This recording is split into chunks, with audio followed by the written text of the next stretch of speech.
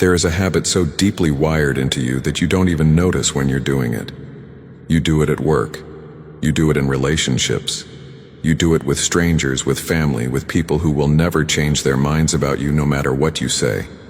You do it when someone doubts you. You do it when someone misunderstands you. You do it when someone questions your choices, challenges your character, or simply looks at you the wrong way. You explain yourself, and every single time you do, you give away something you can never get back. Most people believe that explanation is a form of respect, that walking someone through your reasoning shows them you take them seriously, that defending your position proves you have one, that the more clearly you articulate yourself, the more people will understand you. And once they understand you, they'll stop pushing back, so you explain. And you explain again. And when the first explanation doesn't land, you find a better one. You rephrase. You add context. You soften the edges. You lay out your logic carefully, like evidence in a trial you're desperate to win. And it never works the way you think it will. Because here is what nobody ever taught you, what the classrooms and the parents and the self-help books all quietly skipped over. The need to explain yourself is not a sign of clarity. It is a symptom of something much deeper, a belief that your value requires other people's approval to exist. And that belief is the most exploitable thing about you. Niccolò Machiavelli spent his life studying power. Not the kind written in philosophy books or preached from pulpits. Real power. The kind that survived assassination attempts, court betrayals, political reversals. He watched princes rise and fall. He cataloged every mistake the weak made and every move the powerful made differently. And one pattern appeared so consistently that he returned to it again and again. The people who maintained total control over their circumstances were the ones who never felt the need to justify themselves to those beneath their concern, not because they were cold, not because they were arrogant, but because they understood something fundamental about human psychology that most people never learn. Explanation signals uncertainty, and uncertainty invites attack. What I'm going to walk you through is exactly why explaining yourself is costing you power, influence, and respect, and what to replace it with. 7 principles, each one drawn from the same strategic tradition that Machiavelli refined, and that every genuinely powerful person throughout history has understood and applied. This will not make you cruel. It will not make you closed. It will make you untouchable. Principle 1. Every explanation is an apology in disguise. Let's start with the mechanism, because once you see it, you cannot unsee it. When you explain yourself, what are you actually communicating? On the surface, you're sharing information. You're giving someone context. But beneath the surface, every explanation carries a hidden message, and that message is this: I need you to agree with me before I can feel secure in my own decision. That is an apology. It is a request for permission from someone who has no authority over you. Think about the last time someone you genuinely respected made a decision that affected you. Did they walk you through their reasoning unprompted? Did they lay out every factor they considered, every alternative they weighed, every doubt they overcame? Or did they simply make the decision and move forward? And somehow that quiet confidence made you trust them more, not less? Real authority doesn't announce itself. It doesn't need validation from the room. Machiavelli wrote about the prince who exhausted his own credibility by constantly explaining his edicts to the people. Every justification he offered was interpreted not as transparency, but as weakness, as if the decision needed defending, as if he wasn't sure. And once that seed of doubt was planted, it grew. The people began questioning not just the explanation, but the underlying decision. The more he talked, the less they believed him. The practical shift here is simple and immediate. When you make a decision, make it. When someone asks why, you are allowed to say, because it's what I've decided, and leave it there. Not with hostility, not with defensiveness, with the calm, settled tone of someone who has nothing to prove. That tone is the explanation, and it communicates more authority than any words could. Principle 2. You are teaching people how to debate you. Here is the strategic reality that most people never consider. Every explanation you give is also a map. When you explain your reasoning, you reveal which factors you consider important which objections you're already worried about, and which arguments you believe are strong enough to justify your position. You are handing the other person a complete guide to dismantling you. And whether they're doing it consciously or not, they will use it. You explain why you took the job, and now they know exactly which professional insecurity to press. You explain why you ended the relationship, and now they know which regrets to amplify. You explain why you made the financial decision, and now they have a target list of every assumption they can challenge. Machiavelli called this the disclosure trap. The prince who explains his strategy to his advisors does not gain their loyalty. He gives them the coordinates they need to outmaneuver him. Real counsel is sought from a position of strength. You describe the situation, you ask for input on specifics, and you never show the full picture of how you intend to proceed. The same principle applies to every relationship in your life. The person who knows your full reasoning is the person who can take it apart piece by piece. And once they're inside your logic, you're no longer having a conversation. You're having a negotiation where they have read your opening position. Stop writing the script for people who are looking for leverage. Make your decisions from a place they can't access. Share the outcome. Keep the architecture private. Principle 3. Silence is not absence, it's dominance. We are told that silence is passive. That it signals you have nothing to say, no defense to mount, no ground worth holding. That is exactly backwards. When you respond to a challenge with silence, not cold silence, not sulking silence, but calm, grounded, unhurried silence, you force the other person to fill the space, and how they fill it tells you everything. The person who challenges your decision and is met with your patient, unshaken presence will do one of two things. They will either escalate, at which point they reveal that their challenge was emotional, not logical, or they will retreat, at which point they have answered their own question. Either way, you never left the driver's seat. There is a specific silence that Machiavelli identified in the great commanders and statesmen he studied. He called it the silence of a man who has already decided. It is not the silence of someone who is thinking. It is not the silence of someone who is scared. It is the silence of someone for whom the conversation was already over before it started. That silence is a message. It says, I hear you. I considered you. You are not enough to move me. The next time someone presses you for a justification, you don't owe them. A coworker who questions your approach, a family member who challenges your priorities, a stranger online who demands to know your reasons. Try saying nothing, or try saying simply, I understand you see it differently, and then move on with your day. Watch how differently the world responds to someone who cannot be pulled into a defense. Principle 4. The more you explain, the more they question. This is the part that will seem counterintuitive until you have lived it. You explain yourself to reduce doubt. You believe that if you make your reasoning clear enough, the questions will stop. But every explanation you give produces new questions, not because your reasoning is flawed, because explanation signals that you are open to being reasoned with, and people will keep reasoning with you as long as you remain open. Psychologically, an explanation is an invitation. You are saying, come inside this decision with me. Walk around in my thinking.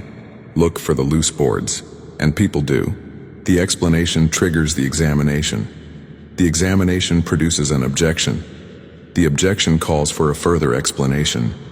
And you are now in a cycle that only ends when you are exhausted or when you have surrendered enough ground that they feel satisfied. Machiavelli watched this dynamic destroy rulers. Not through direct conflict, but through the slow accumulation of explained decisions. Each explanation carved away a little more of the prince's mystique, a little more of his perceived certainty, until he was no longer a leader. People followed on faith. He was a policy platform they debated. Authority that has to be argued for is authority that has already been lost. The practical truth is this. People do not question decisions that come from a place of absolute conviction. They question decisions that feel provisional. Your explanation is what makes your decision feel provisional. Remove the explanation, and you remove the invitation to negotiate. Principle 5. Know who deserves your reasoning, and it is almost nobody. This principle requires honesty. Because there are people in your life to whom you genuinely owe transparency. Your real allies, your trusted inner circle.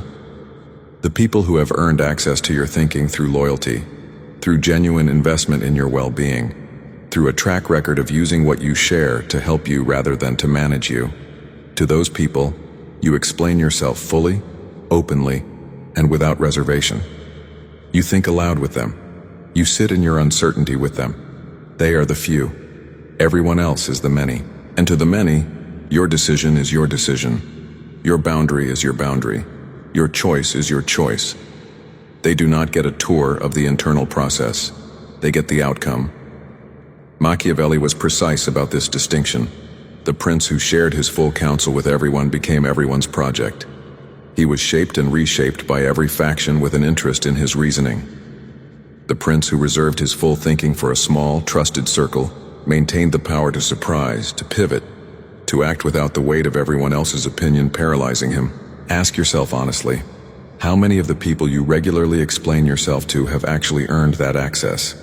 How many of them use your explanations to support you, and how many use them to negotiate with you, to manage you, to feel more comfortable with their own decisions by picking yours apart? Start making that distinction. Not cruelly, not with a speech about setting boundaries, just quietly. The next time someone asks you to justify a decision that doesn't concern them, try, "It felt right for me." Full stop. Not because you are dismissing them, because your interior life is not a public resource. Principle 6. What you don't say builds the fortress. Here is the psychological architecture of a person who cannot be destabilized. They have an inside and an outside. The outside is what the world sees, composed, decided, present. The inside is where the real process happens. The doubt, the recalibration, the genuine wrestling with complexity. These two things are kept deliberately separate.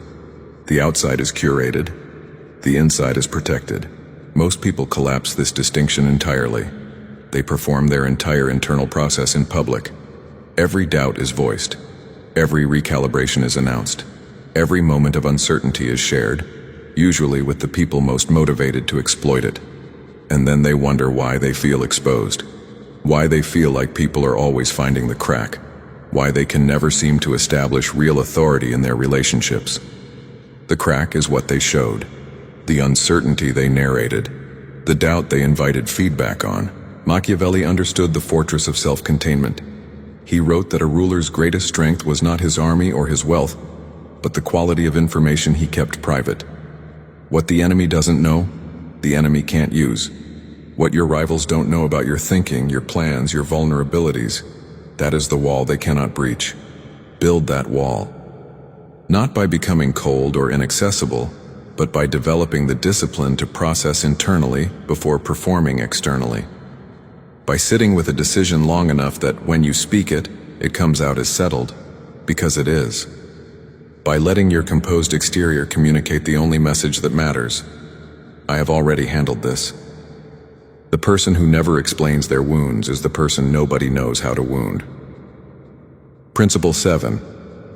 Your silence rewrites the story. The final principle is the most sophisticated and the one that the most powerful communicators throughout history have understood most deeply. You do not control the narrative by explaining yourself. You control it by existing in a way that makes explanation unnecessary. When you explain yourself, you are responding to someone else's framing. You are entering their story about who you are and what you did and defending your place within it. And the moment you step into their framing, you have conceded that their framing is worth responding to. The alternative is to live at a level that makes their framing irrelevant. Your results speak. Your consistency speaks. Your willingness to move forward without requiring their understanding. That speaks loudest of all. Think about the people in your life or in history or in public life who carry genuine weight. Who have the kind of presence that fills a room without demanding it? Are those people the ones who explain themselves the most? Are they the ones you see defending their decisions in public, unpacking their reasoning, anxiously seeking to be understood? No, they are the ones who act, who build, who produce, who show up the same way in every room, regardless of whether the room approves. whose lives are the explanation. Machiavelli called this living proof. It is the most irrefutable argument in existence. Not because it silences critics, nothing silences all critics, but because it removes the need to silence them. When you are busy building something real, the people who are talking about your reasoning are background noise. Your silence on the subject of your own justification is not emptiness. It is the sound of someone playing a different game entirely, one with higher stakes, longer timelines, and outcomes that need no defense because they speak for themselves. The shift. 7 principles, all pointing toward the same thing. Stop volunteering your reasoning to people who haven't earned it. Stop mistaking explanation for respect. Real respect is given to people who don't require it. Stop collapsing your internal world into public performance and then wondering why you feel exposed. Become someone with an inside and an outside. Let the outside be decisive, composed, and genuinely uninterested in debate. Let the inside be where you do the real work, privately, carefully, without an audience. The next time someone questions your decision, pause before the reflex kicks in. Ask yourself, does this person have the standing to require an explanation from me? And if the answer is no, and it will be no more often than you think, let the question hang in the air and simply continue being exactly who you've decided to be. That quiet, that stillness, that unwillingness to audition your own reasoning for whoever happens to be in the room, that is not coldness. It is not arrogance. It is the accumulated posture of someone who has stopped outsourcing their certainty. Machiavelli's rule was never about manipulation. It was about economy, about knowing what to spend your energy on and what to leave in silence, about understanding that the person who explains himself constantly has made himself a project, and everyone around him will gladly take on that project, shaping and reshaping him toward whatever serves them best. You are not a project. You are not a position to be argued with. You are not a decision waiting to be overturned by a sufficiently persuasive counter-argument. You are someone who has already decided. Let that be the only thing they know. Stop explaining yourself. That's where total control begins.